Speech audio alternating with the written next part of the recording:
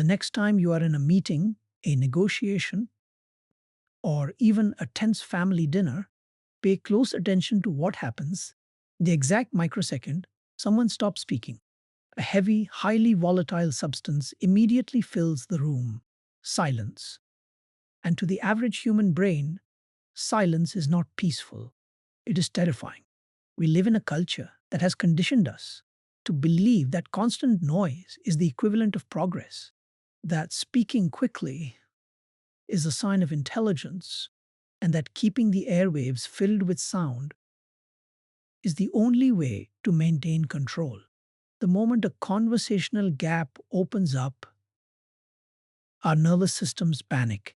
Our brains scream at us to throw anything into the void. An an ah, a nervous joke, or a rushed, half-baked thought, just to stop the bleeding of the awkward pause. But when you analyze the social dynamics of elite communicators, you realize that this frantic rush to fill the silence is a massive, low status mistake. Dale Carnegie understood that the desperate hurry to speak is actually a loud, subconscious broadcast of your own insecurity. When you instantly jump to answer a question or rush to fill a gap in the conversation, you are signaling to the room that you are uncomfortable, that you are terrified of losing the listener's attention, and that you feel a desperate need to perform to prove your worth. The person who controls the pace and the pause is always perceived as the person who controls the room.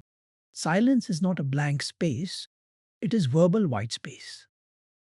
Just like premium design uses empty dot white space to make the central product look incredibly high value, the master communicator uses strategic silence to make their eventual words carry immense, heavy weight. Lamb, the more desperately you rush to fill the air with sound, the more your actual authority evaporates. The more comfortable you are with the silence, the more the room naturally leans in to hear what you have to say. Igna. When you tolerate the tension of an awkward pause, you pull off a magnificent psychological flip. You stop reacting to the room's energy, and you force the room's energy to adjust to yours. You transition from a state of anxious performance to one of absolute unbothered composure.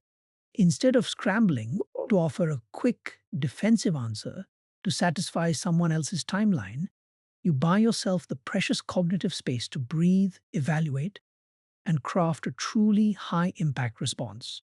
And to master this high status posture, you must first learn to completely rewrite the story you tell yourself about silence. You must stop viewing a conversational pause as an awkward failure that needs to be fixed and start viewing it as a powerful diagnostic tool.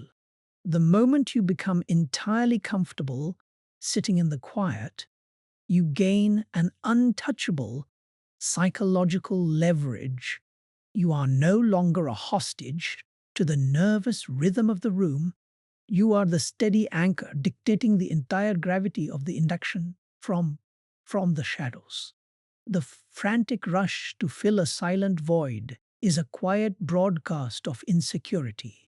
True authority is comfortable letting the silence hang. Once you stop panicking in the face of silence, you can begin to use it as a powerful psychological tool, the conversational vacuum. Most people believe that the best way to extract information, reveal an opponent's true motives, or get someone to back down in an argument is to press them with aggressive questions or overwhelming logic. But when you push someone intellectually, their biological instinct is to push back.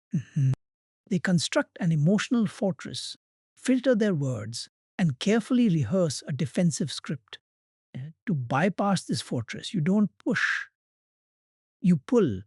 You do this by deliberately creating a conversational vacuum. The human brain is naturally wired with a powerful psychological drive called gestalt, the subconscious need for closure and completeness. When you present an incomplete picture, or when you leave a conversational thread hanging in midair, the other person's brain experiences a mild, deeply uncomfortable cognitive tension.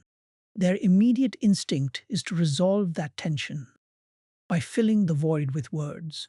If they make a statement and you simply look at them with absolute polite stillness and wait, the silence becomes a physical pressure pushing on their mind. Okay?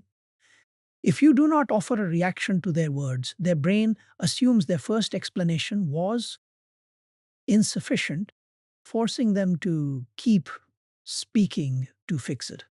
Think about how this dramatically alters the leverage in a tense negotiation. Imagine a vendor pitches you an inflated price, or a colleague gives you a weak, evasive excuse for a missed deadline. The amateur immediately jumps in to argue or correct them. That price is way too high based on market rate, or that excuse doesn't work for me. The other person instantly prepares to defend their position. Okay? The hypnotic listener, however, deploys the conversational vacuum. You know, the scenario. Your colleague says, "We couldn't finish the report because the design team didn't give us the assets on time." In the reaction, you do not argue, you do not nod, you simply maintain warm, steady eye contact, tilt your head slightly in curious attention, and stay completely silent for 3 full seconds. The result, the silence stretches. The colleague's brain panics under the weight of the vacuum. To resolve the tension, they keep talking. We could have reached out to them earlier in the week, to be honest. I probably should have followed up on Wednesday to make sure they were on track. In those 3 seconds of silence, you didn't have to accuse them, argue with them, or point out their lack of proactivity. The silence forced them to negotiate against themselves. They willingly walked right past their own defensive script and handed you the raw, unfiltered truth. By learning to sit comfortably in the quiet, you let the other person's own nervous system do the hard work of persuasion for you. Again, when you refuse to fill the silence, you create a psychological vacuum that forces the other person to negotiate against themselves. Okay? When you successfully create a conversational vacuum, you will watch the other person scramble to fill it. They might ramble, offer concessions, or reveal critical details they originally intended to keep hidden. However, as the silence stretches, you will reach a delicate psychological threshold. If you let the quiet hang for too long without any feedback, the tension can cross over from a highly effective diagnostic tool into an uncomfortable power play. If they sense you are using silence to manipulate or intimidate them, their defensive walls will snap right back up and they will grow deeply resentful. Okay, to prevent this, you must master the high status pivot. You must know exactly when and how to break the silence to maintain your warmth and absolute composure. The secret to a perfect pivot lies in Dale Carnegie's core principle of showing genuine, sincere interest in the other person's perspective. When you finally break the silence, your voice must not carry a single drop of smugness, judgment, or triumph. Your tone must be incredibly calm, slow, and soft. You aren't breaking the quiet to deliver a verdict or say, "I caught you."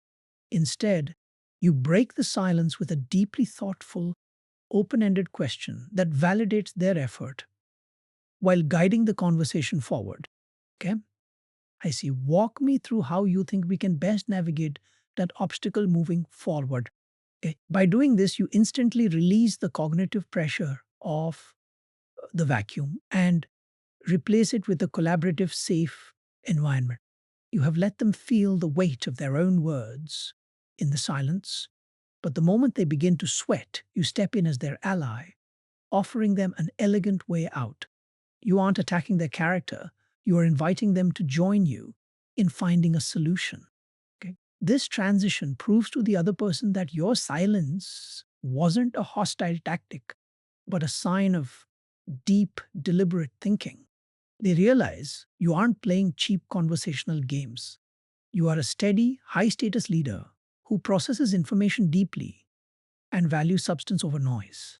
By mastering this pivot, you ensure that they leave the interaction not feeling manipulated, but feeling deeply heard, respected, and incredibly eager to align with your ultimate judgment.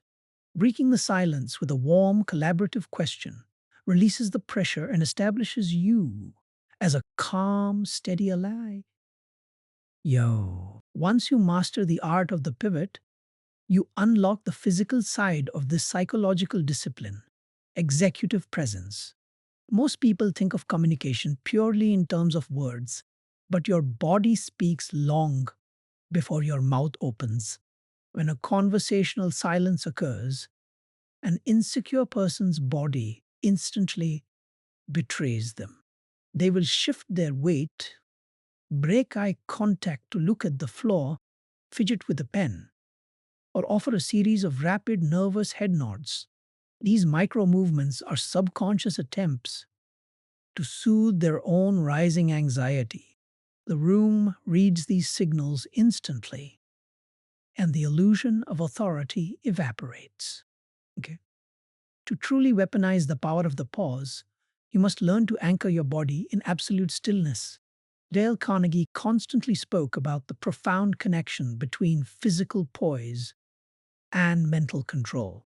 When the silence falls, your physical frame must reflect the deep, unbothered calm of a monument. Still hands, drop your hands flat on the table or loosely in your lap. Zero fidgeting.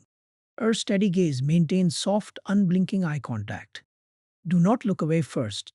Son, unhurried breath. Breathe slowly through your nose, expanding your diaphragm rather than shallowly lifting your shoulders.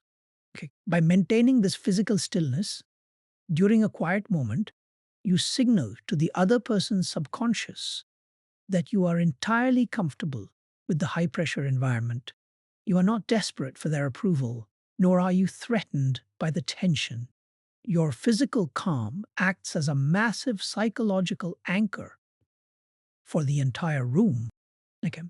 When you refuse to offer the nervous physical cues that people expect, they have no choice but to adjust to your level of composure. They realize that they cannot shake your focus or force you into a rushed reaction. You aren't just letting the silence hang, you're holding the space with such physical and mental poise that your eventual words don't just fill the air, they command the absolute, undivided attention of everyone present. Eng? Physical stillness during a silent pause signals massive confidence, anchoring the room's energy to your unbothered composure. When you reach the absolute peak of this psychological discipline, your entire relationship with conversational tension undergoes a profound transformation. You no longer view a sudden silence as an awkward social failure to be frantically repaired, and you no longer feel the defensive urge to constantly speak to prove your worth. Instead, you see quiet moments for what they truly are: rare, beautiful opportunities to establish a deep sanctuary of absolute composure in a world drowning in noise. Okay? This is the ultimate luminous heart of Dale Carnegie's philosophy of human relations. He did not teach us to understand social dynamics so we could manipulate others with cold, calculated games. He taught us that when you actively choose to quiet your own frantic ego, slow down, and sit comfortably in the space between words, you are exercising the highest form of emotional maturity. In a world where everyone is desperately screaming to be heard, your willingness to hold a quiet, unbothered space makes you an incredibly rare and magnetic force. Okay?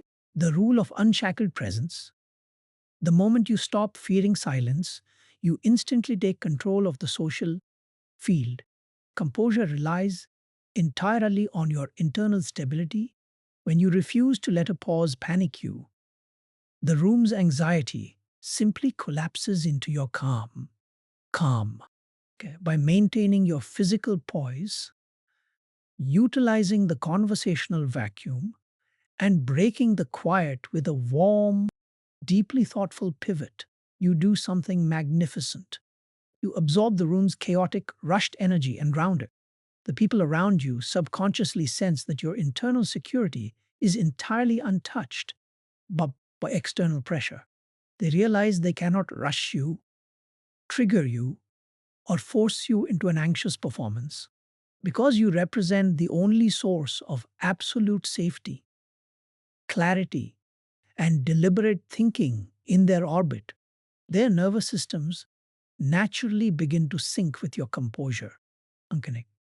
As you carry this cinematic blueprint back into the fast paced, high stress realities of your daily life, remember the quiet rules of the game. Let the loud voices scramble to fill every second with noise. Let the insecure minds babble to prove their intellect, and let the crowd chase the cheap comfort of continuous sound. While they are busy exhausting themselves in the performative spotlight, you will walk through the world with the quiet, untouchable confidence of a master strategist. By mastering the silent discipline of the pause, you gain the ultimate prize, the unshakable authority to command respect, shape decisions, and lead others with absolute grace, simply because you were brave enough to let the silence speak. Okay, by mastering the silent discipline of the pause, you gain the ultimate prize, the unshakable authority to command respect and lead with absolute grace.